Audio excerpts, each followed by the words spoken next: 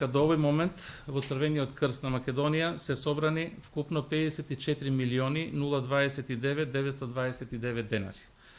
Упатувам голема благодарност до сите кои донира, граѓани, компании, здруженија на граѓани, локални самоуправи, државни институции и други домашни и странски донатори.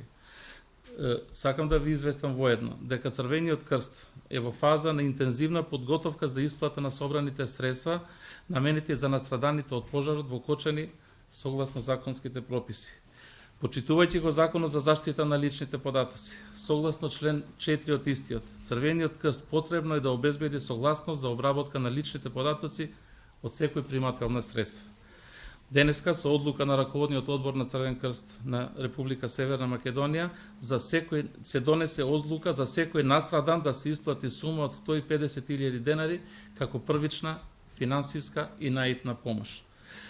Во наредниот период Црвениот крст останува посветен и е дел од теренските активности. Тоа што го правиме, вклучувајќи го денешниот ден по повод 9 дена од починатите, значи давање на психолошка поддршка продолжува да се дава во континуитет во наредниот период. Во соработка со Министерството за образование, Црвениот крст превзема обврска наредните 60 дена со сите училишта на територијата на Кочани и Кочанско, вклучувајќи го и Штип, да организира систем на психолошка прва помош